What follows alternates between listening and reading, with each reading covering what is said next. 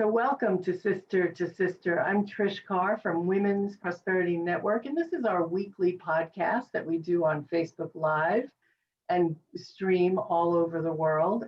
And it's simply a conversation about what racism looks like in everyday life. And I'm really thrilled that you took the time to listen and watch today because you are going to hear from an amazing woman. Regina Ross, thank you so much for being with me today. I appreciate you. And Regina is the co-pastor of the Christian Faith Fellowship Ministries. And she also has a women's ministry named the Daughters of Destiny. I love the name of that because aren't we all daughters of destiny? That's right. That's right. She's also, in addition to her passion for helping people express their God-given potential, in a way that creates purpose, value, and fulfillment. She's got a corporate career, 25 plus years in corporate America. And in that capacity, not only did she have roles ranging from engineering manager to human resource director, she's got experience in transportation and operations leadership. And she was the champion and continues to champion several diversity and inclusion initiatives for multiple large-scale organizations where it was all about inclusion. So she leverages that versatile background that she has along with professional training and certifications in executive coaching, change management, human resources. I mean, your background, Regina, is vast, and really you're someone who can share. I know that your Walk on Purpose business mission, which I love, your business name is all about who you are, Walk on Purpose. You provide coaching and consulting so people can maximize their impact. And I really appreciate you. And all my friends in the Northeast, Regina's up in the Northeast in Connecticut, where she lives with her husband. And she has 2 grown children, even though she looks like she's still in her 20s. So Bless you. It's such a pleasure to have you here today. Thank you so much for opening your heart to us and sharing your experiences. Appreciate you. Thank you, Trish, for creating this platform for us to share our stories about our experiences with racism. And Trish, preparing for this talk was more difficult than I ever expected. Okay, so I had to face some feelings. I had to unearth some emotions that have been suppressed for a long, long time. So let me just paint this picture for you. Imagine, Trish, having a deep wound that is being re-injured over and over and over again.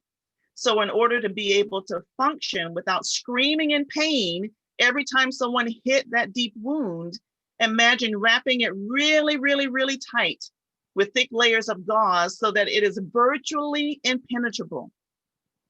But the wrap is so tight that that wounded area has grown numb to the touch and can barely feel anything. So that was me, Trish, as a Black woman trying to cope with repeated displays of racism. Never let them see you sweat. Keep your feelings in check. Don't give anyone a reason to categorize you as the angry Black woman, right? So every now and then I would allow myself to feel, but not really feel my own pain, but others' pain. So I cried when I saw the 2016 video of Philando Castile dying in front of his partner and 4-year-old daughter after being fatally shot during a traffic stop by a Minneapolis police officer. I cried again after finally watching George Floyd's murder at the hands of yet another Minneapolis police officer. And this week, Trish, this past week was the first time I actually cried as I remembered, maybe the less blatant acts of racism, but yet racism directed towards me and my children. And so I actually cried and allowed myself to tap into those feelings as you've asked me to do. And so my hope in sharing some of my encounters with racism is to just help you to recognize it in its subtle, yet still damaging forms, right? And take some action to dismantle it. And so I thank you for saying, Trish, at the beginning, there are still some people who don't believe that racism exists. I sent this invitation to several of my friends, Black, white, other friends just to come and watch. And I've even had some of my white friends, and I shared the pain, the struggle that it took me to prepare for this. And I had some well-meaning white friends like, oh, that's just, an enemy of the Satan to bring up stuff from the past. You got to heal and move on. I'm like, this stuff is still happening. It is still happening right now. It's not something that's relegated to the past. So I've asked myself this question several times as I have encountered these things. Would I be receiving this type of treatment if I wasn't Black? Right? Because I want to assume positive intent. I don't want to walk around with my feelings on my sleeve, like, okay, well, maybe it's not because I'm Black, right? And so I will ask those who are listening to ask themselves a similar question. So are you treating that person or regarding that person a certain way because they are Black? Are you thinking that they're less than or not entitled because of the stereotypical views of Black people that have shaped our culture? That they're less capable, less deserving, less trustworthy, less intelligent. And so let me tell you my story. Trish, I've operated in racially segregated communities most of my life, either mostly white or mostly Black communities. And let me tell you more. So I grew up in the segregated South, where I lived in a predominantly Black neighborhood. It was a mixed neighborhood, but then there was what they called the white flight. As Black families moved in, the white families moved away. I went to a predominantly Black K through 12 schools, and I attended an all Black church. And we don't have time to go through all that I experienced, but based on my numerous negative encounters with, racism during those formative years, I developed the view that being Black and a woman was a double curse. This is my story. Double curse. I was told that I have to work twice as hard because I'm a Black woman, that my success might help open the door for another Black woman, but that my failure would surely close the door for multitudes of Black women that would come after me. So imagine that pressure, right? Of like, okay, you may be the first and that opens this door, but if you mess it up, you're going to mess it up for the Black women that come after you. Yeah, that's a heavy burden to bear, my sister. I know, right? And so let me go back to my college and early career days. So I went to, and I thank God for having just caring, compassionate, loving white mentors, white teachers. And one that I remember, Miss Gaffey, Miss Bowling now, she's married, but she encouraged me when I was in high school, hey, you're going to fill out this application to go to this 2-week minority to introduction program at Auburn University. She made me fill it out. She is the one who pushed me to say, hey, you're going to do something with your intelligence. You're going to make something, you're going to do something, and you're going to go to college. So I went to engineering school at Auburn University, that's in Alabama, and it had less than a 1% Black student population. So Trish, I remember walking across the campus, going from one class to another and seeing fluorescent white Aryan Society flyers prominently posted throughout the major thoroughfare. And I remember I would tear down as many flyers as I could. And then when I would get out of class and have to walk back across the concourse, those flyers were posted again. And there's numerous, it was just not a positive experience, very racially divided. And so I don't have fond memories of my time in Auburn, unfortunately. I can imagine, I can see why. Yeah, right. And I've worked for, I've had a long career. I've worked for a lot of different employers in my 25-year corporate career. And this is where I've been one of the first or few Black women in my environment. And you've heard, Kamala say what her mom says, hey, you may be one of the first, but don't be the last, right? So, and I think it's important to note that although I haven't encountered blatantly racist behaviors at work, because Trish, there are many workplace policies that prohibit such, I will say that people who view me less than or other because of my Blackness, they still carry that viewpoint when they come to work. You don't just check your feelings at the door, your mindset, your ideologies. And so their attitudes about me and toward me may show up as microaggressions, micro inequities, conscious or unconscious bias, or even culturally insensitive and inappropriate behavior, okay? So let me give you a few examples. I remember my first corporate job as an engineer, and this was at a global manufacturing company.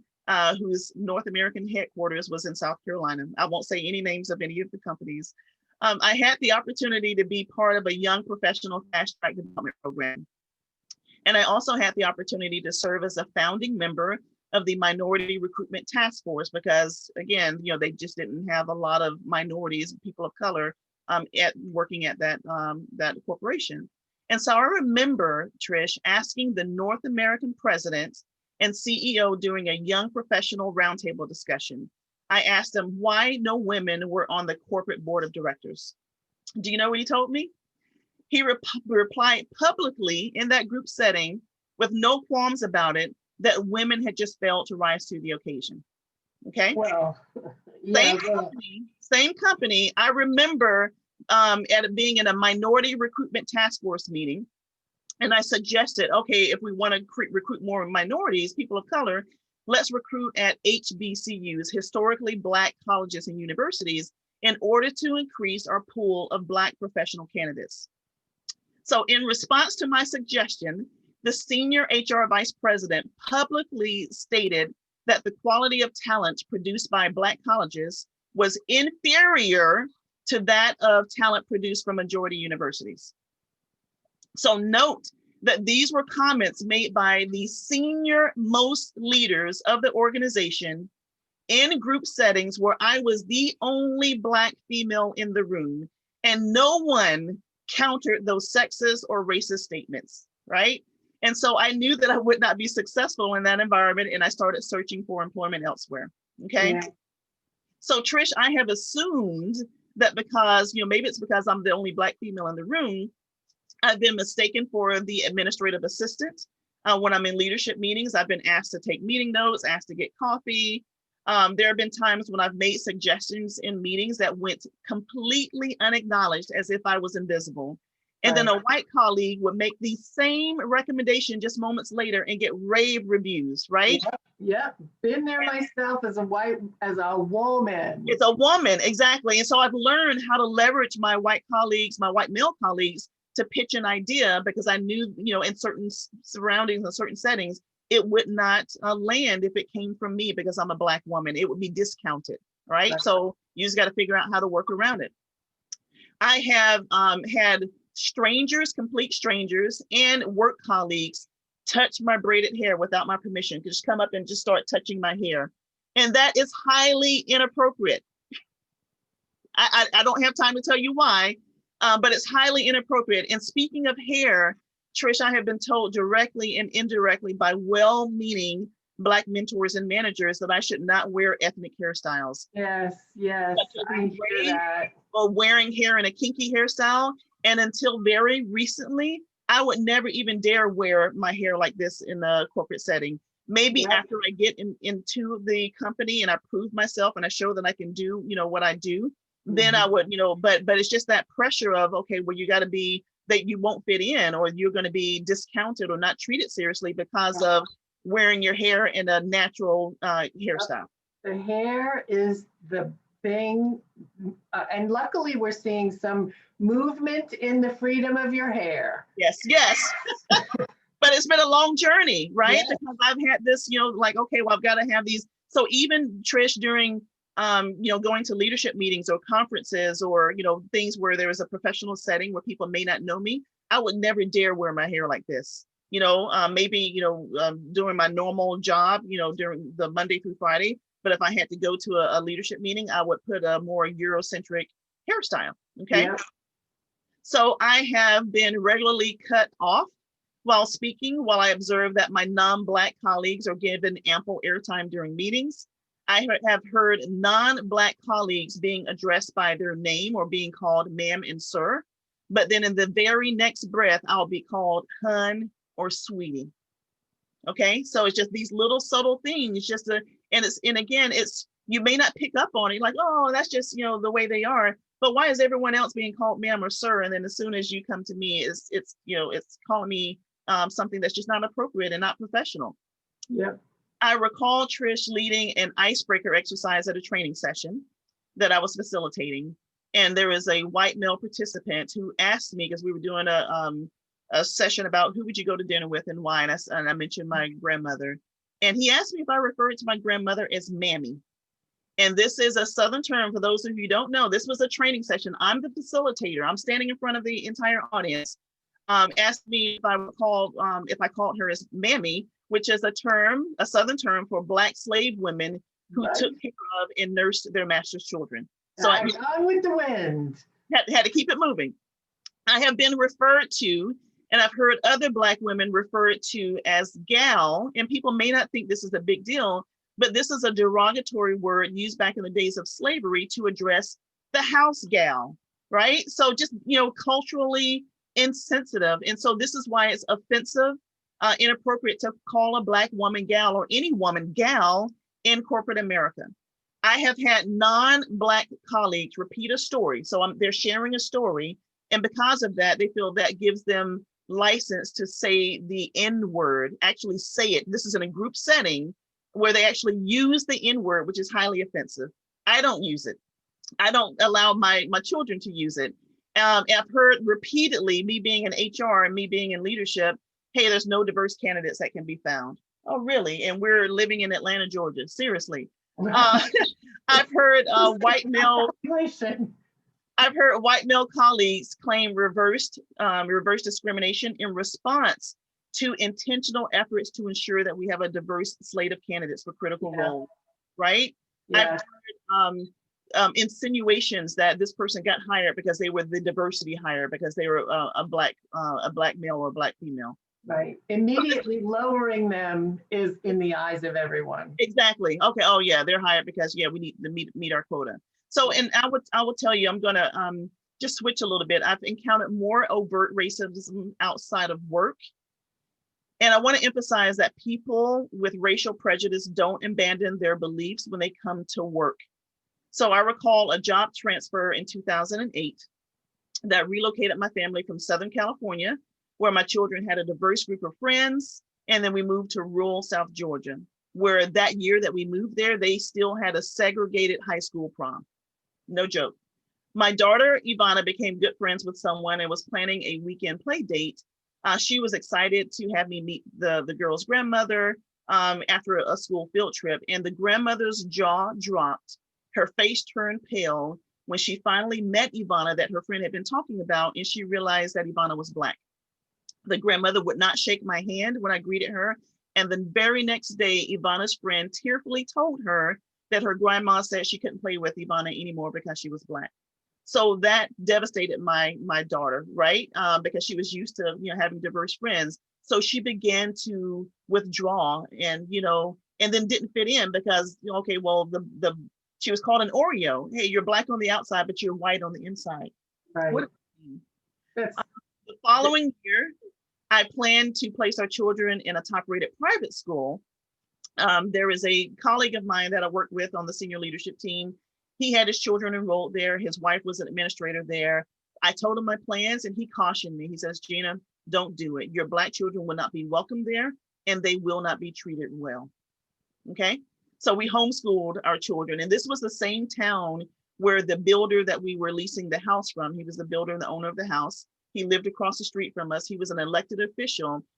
He asked us why they, as white people, couldn't call us as Black people the N word when we called each other the N word all the time, right? And so in 2010, we moved to a suburb of North Atlanta. A few more stories. My daughter was in high school and we went to a school play. There was a scene, and this is north of Atlanta, so not Atlanta, but we actually landed in Forsyth County. Didn't realize that we thought we were in Johns Creek. But so there was a scene where the Confederate flag was marched across the stage in this high school play.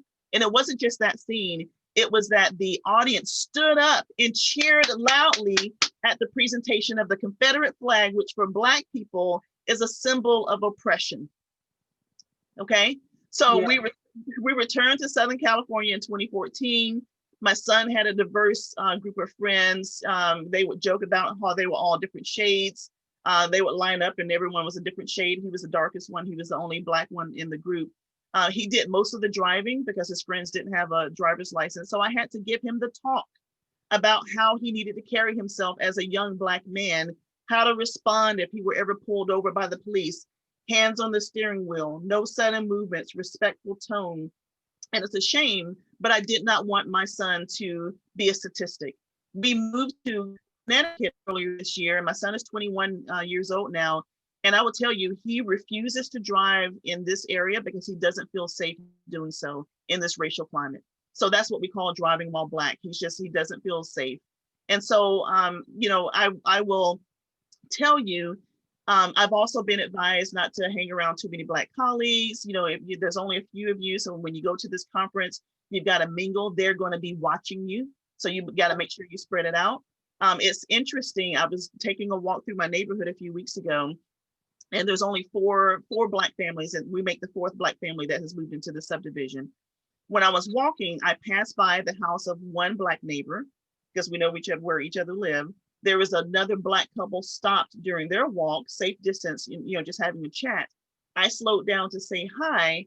And the couple joked that I should probably keep on going because our neighbors would get nervous seeing too many of us Black folks congregating together. We laughed about it, but we realized there's some truth to this sentiment because I've been told that before, like you can't have too many of you guys hanging out. And so I know that when I'm on my walks, there are some neighbors that I will pass by in my new neighborhood that will turn their head not to make eye contact with me. There are other neighbors, and I experienced this just yesterday. I will wave, I will say hi, and no response at all. And my kids got tired of this, so they won't go on walks with me anymore. And my husband is concerned, like for my safety, is like when you go on a walk in the neighborhood, make sure you let one of us know that you're getting ready to go on the walk so we can check on you and that you get back safe. And this is called walking while Black, right? In your own neighborhood where you don't feel safe. So these examples are but a fraction of my experiences of being marginalized because of my race. A few encounters here or there, they can be hard to deal with, but repeated occurrences are downright exhausting. Think of chronic fatigue, right? And you've got to find some way of managing the fatigue. And I went to a webinar last week that was really enlightening. So there's a 2020 Women in the Workplace study that's conducted by Lean In. And it indicates that while only 7% of all men and 9% of all women feel that they cannot bring their whole selves to work, and they feel they can't talk about the effect that current events are having on them or their community, this number shoots up to 22% for Black women. This study is saying that Black women are having a worse experience in the workplace than other women. And so I will tell you, and I would admonish you, give your Black colleagues permission to talk about their experiences. And that's why I thank you so much, Trish, for giving me the space to share what's happened to me. Many of us are tired and hurting, but we've got to show up at work. We've got to keep a smile on our face. We've got to keep delivering. And so this Women in the Workplace study also cites that fewer than 1 in 3 Black women report that their manager has checked on them in light of the racial violence against Blacks that are happening in this community. A few days after the George Floyd murder, I was numb. Yeah. I was going through the motions at work, and I had, my meetings. So I had a one-on-one video call with a German friend and colleague. And so it was on video. I couldn't turn the video off. And she asked me how I was doing. And my response is, oh, excellent. That's what I was taught to say. Oh, I'm excellent. So I tried to shrug it off, but she wouldn't let me. Her eyes began to fill with tears. This is a blonde, blue-eyed friend of mine. We used to be work colleagues. Now we're good friends. Began to fill with tears. And she simply said, Regina, I am so sorry. Oh, wow. And her display of empathy and genuine concern. And no one that I work closely with, said anything to me. This was someone who's all the way in Germany, just in seeing things that are playing out in the United States, like, Regina, I am so sorry. And her vulnerability, her empathy, her genuine concern, it gave me the permission that I needed to be vulnerable and to allow myself to grieve. And I began to cry. And so I will say, you don't need to know exactly what to say to your Black colleagues. You don't need to pretend to understand what they're going through. Just be there. Just acknowledge their pain. Say sawubona, a common Greek African Zulu tribe term that literally means I see you. You are important to me and I value you. And Trish, that is what you have done for me today, for Tracy, for so many of the other women that you've had on your show. You're letting us know that you see us, that you value us, and that we're important to you. And I appreciate you for that. I love you for that.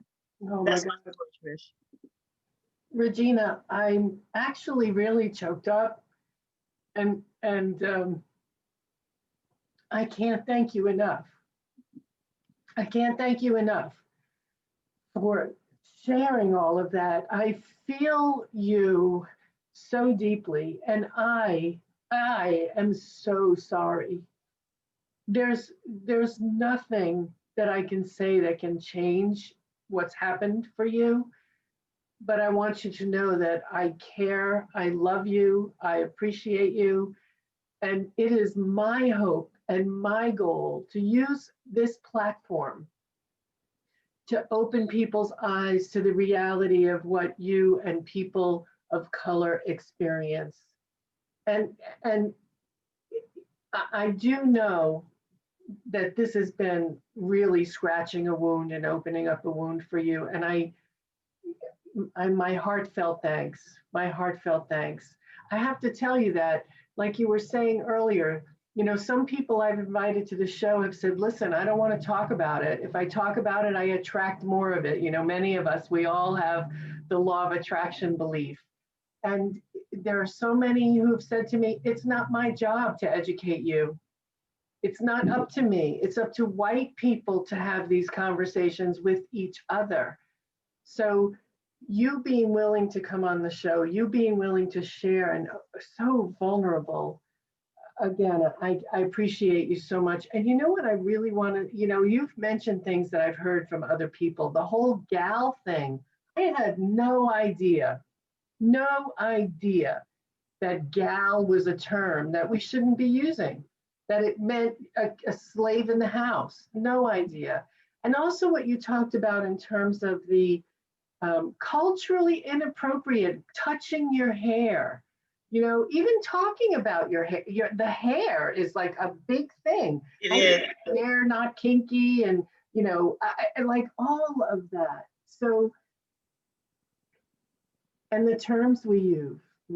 I mean, I was watching something. I've been watching so many things, and even using the term slave driver.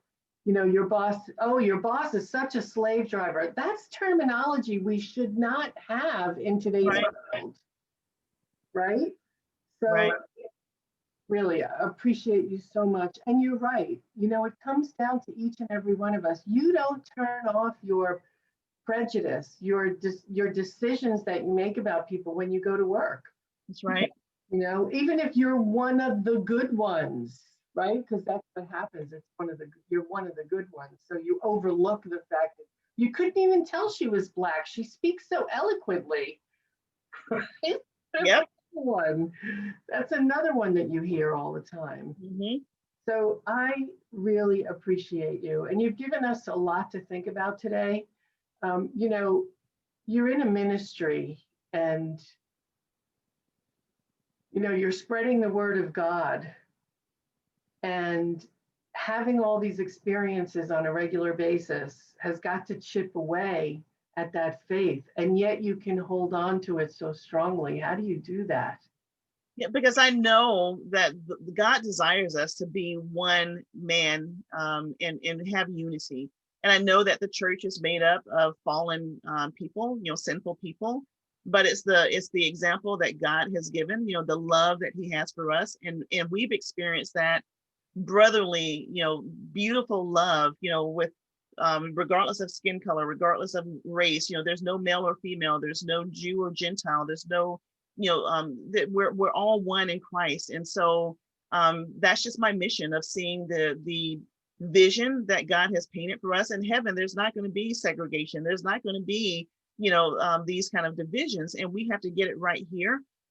And my challenge is particularly to the church. I've seen more racial division in the church, especially with this election, than I've seen in a long time. Things that maybe we've covered over, like, okay, now we have, integrated congregations, and we do a lot of different types of music. it is dividing. It's rearing its ugly head because there's that underbelly of racism that we haven't addressed. And so it's just my hope and my prayer that we continue to show the love of God, regardless of our skin color, and we address the ugliness of racism for what it is. It exists in our church, it exists in our communities, it exists in our schools, and this is not something that God desires for us to have. He wants us to be one man. Yeah, absolutely. And I want to just reference back. I'd like to invite those of you who are with us to consider, picking up a book. And everything's in audio now. So if you don't like reading, but this book, which I mentioned a few weeks ago, that Regina has already ordered, it's called The Third Option. And it's written by a pastor. His name is Miles McPherson. And Miles McPherson was an NFL player. So he was in football for a while. And, one of the things he writes, he has a little prayer in the book that says, "Dear Lord, open my eyes to see the beauty of your creative expression in other cultures." Mm-hmm. The beauty of your creative expression in other cultures. Reveal to me what you want me to learn from them. I humble myself before you and your way of doing things. Show me how to engage in conversation that will honor the experience of others. Beautiful. I have to say, I've been doing this show since Black Lives Matter, June. We started in June. I wanted to do something and I didn't know what. So I just said, let me reach out to my women friends who are Black women friends and ask them to share their experience. And it was challenging for me. I didn't know what to say. Yeah. I didn't know what to ask. I'll tell you, Simone Rivers said to me, well, it was kind of flat because you didn't really ask me. And I was like, you know what? I don't know what to say. Mm-hmm. Like, I don't know I'm walking on my own little white eggshells too, right? So that's, this prayer is really helpful for me. Just help me open up to what I'm supposed to experience and help me know the right thing to say. That's right. Because we've been socialized as white, Mm-hmm. right? We grew up white. Every morning I wake up and I'm still white. Yeah. Yeah. So, I really, again, appreciate you so much. Is there anything you'd like to leave our listeners with before we go? You mentioned something, Trish, that reminds me of a quote from Brene Brown. I follow a lot of her work in Rising Strong, Dare to Lead, but she says, the system is not broken. The system is working exactly as we, white people, intended it to. And she says, this is white people's work.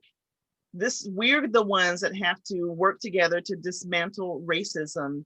And so this is the work that you're doing. And this is allyship. This is using your platform, using your privilege, using, your reach, right? Because if this was a photo meme of a Black woman interviewing another Black woman, people would just automatically dismiss it and not even look at it. But because you are the Trish Carr with Women's Prosperity Network and the reach that you have, you are doing the work, right, to use your platform. And so I would just encourage people to do the work. You started and you didn't know what to say, you didn't know exactly what to do, but you knew something had to be done. So I would implore those of you, just do what you can do, reach who you can reach, have a conversation. Trisha's book is just a conversation. We've got to start the work, and the work needs to start now. So I love you. Thank you, Trish, for who you are and all that you do to make a difference in this world. Thank you so much. Regina L. Ross, pastor, corporate leader, wife, mother, incredible woman. Thank you so much for being with us today. Thank you. And thank you all for staying and listening and being the change you want to see in the world. Thank you all. Have a great day. Bye-bye. Bye-bye.